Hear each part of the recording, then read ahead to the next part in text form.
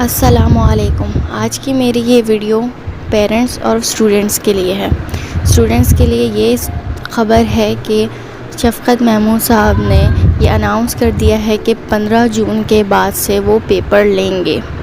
Students, آپ کو اپنی تیاری پوری مکمل رکھنی ہے، کیونکہ یہ ایگزامس کی ڈیٹ آگے پیچھے ضرور ہو رہی ہے، لیکن یہ بات کہیں پہ بھی کسی نے بھی نہیں کہی کہ پیپر لیں گے ہی نہیں، پیپر لیں گے۔ اب وہ ہو سکتا ہے کہ میٹرک اور 12 کی لیں، کیونکہ انہیں کالج اور یونیورسٹی میں ایڈمیشن دینا ہے، اور ایڈمیشن پرسنٹیج یا گریڈز کے حساب سے ہی ہوتا ہے، اور ان کا لینا لازمی ہے۔ اس لیے اپنی تیاری مکمل رکھیں، کیا پتہ ان کا دماغ پلٹے اور یہ سب کے ایگزامس لے لیں۔ صحیح ہے؟ اور پیرنٹس، آپ کو اپنے بچوں کو پڑھاتے رہنا ہے۔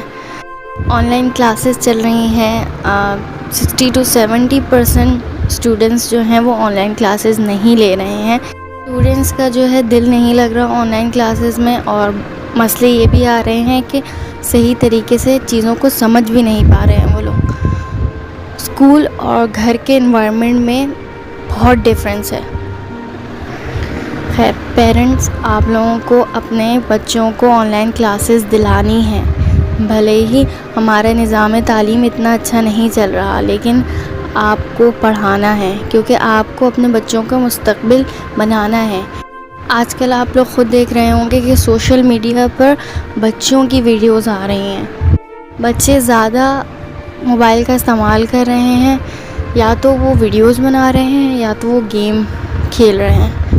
اس سے کیا ہو رہا ہے؟ وقت کی ضیاع، اور کچھ بھی نہیں۔ تعلیم حاصل کرنا ہر مرد عورت پر فرض ہے۔ ہمارے نبی کریم صلی اللہ علیہ وآلہ وسلم نے فرمایا ہے کہ تعلیم حاصل کرو، چاہے تمہیں چین ہی کیوں نہ جانا پڑے۔ اس حدیث کے تشریح سے یہی پتہ چلتا ہے کہ علم ہی انسان کے اندر شعور پیدا کرتا ہے، غلط اور صحیح کا پتہ بتاتا ہے، جنت اور جہنم میں جانے کے اعمال کرواتا ہے۔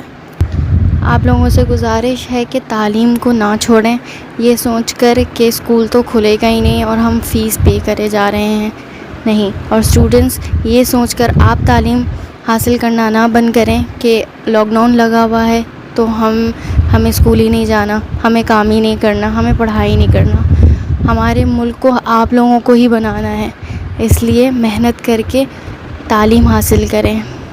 مشکل وقت ضرور ہے، مگر ثابت قدم رہنا ہے۔ ہمیں بڑھتے جانا ہے، ہمیں پڑھتے جانا ہے۔